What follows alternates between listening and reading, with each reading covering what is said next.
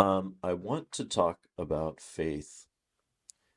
My name is Nate. I run this kind of internet YouTube ministry, and we also have a radio station called Jesus People Radio. And essentially, faith is something that is invisible, and it is something that is accessed only through trust in the finished work of Christ on the cross. It is granted in conversion. Um, There's a debate among Reformed and Armenians as to which comes first, whether conversion comes first or faith comes first, regeneration, that is. Um, and I will just say I'm on the side of regeneration coming first, and then one trusts Christ because everything has to be of God. As Jonah says, salvation is of the Lord. And as Ephesians 2 says, not of works, so that no one can boast. In other words, not of anything you've done. So because it's all stuff God has done, even faith is a work of God and regeneration. Um, faith, I want to talk about it not so much as justification by faith, although that is certainly a component of what faith is. We continuously trust our justification. This is a mechanism of escaping condemnation of the enemy because we believe that Christ has already justified us on the cross. But the topic of faith I want to discuss today is faith as a muscle. Faith as something that moves things, changes things. And I'm not going to actually tell you how to do this. Instead, I want to be sort of like this, samurai, kung fu master kind of a thing. I just want you to start training. And this will basically take care of itself if you do this. Each and every day, I want you to live in some way that requires you to have conscious faith. You see, because you can't see faith, you can't feel faith, at least not without God's grace.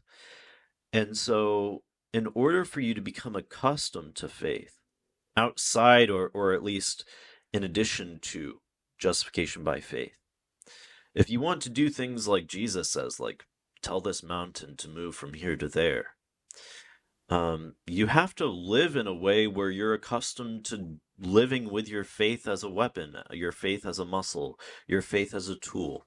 You just have to get to know it.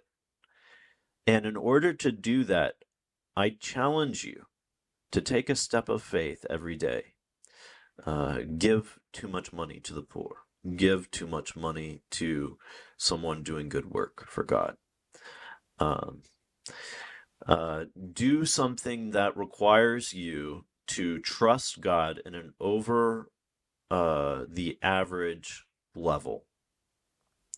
And the point of this is to strengthen your faith. The scriptures do talk about faith as something that is sort of like a iron ore. If you dig up iron from the earth, you can't just, immediately turn it into a, steel girder for a bridge. You can't immediately do that. First, you need to rid the ore, the, impurities from the iron. So you melt it all down and you scrape all that stuff off.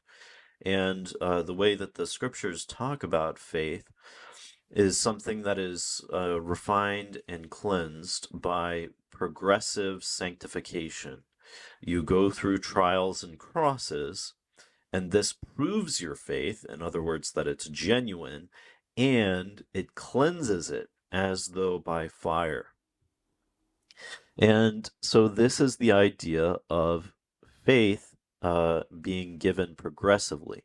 But what I'm talking about is not necessarily sanctification that is progressive over time.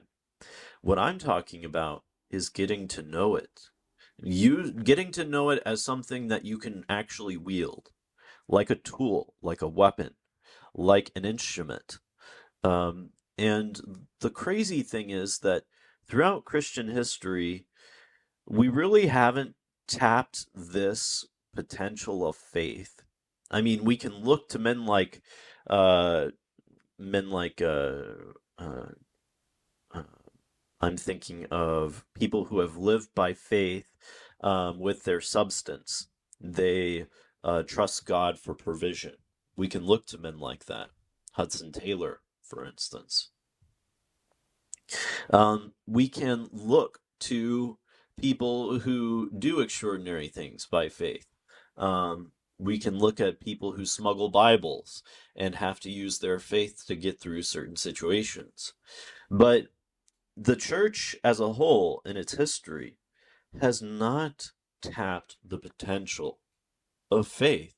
I mean, how much of even the last days stuff is really intended by Christ to be according to your faith? Or else why would he say to the one who overcomes when it comes to end times things in the book of Revelation?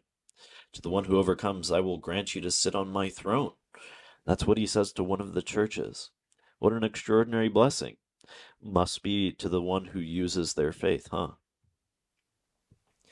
So, given that faith is not simply the way you get into the door of the people of God, eternal, but is also the way that you live. For remember that Romans 1 says it is from faith for faith, or from faith through faith, that our salvation is.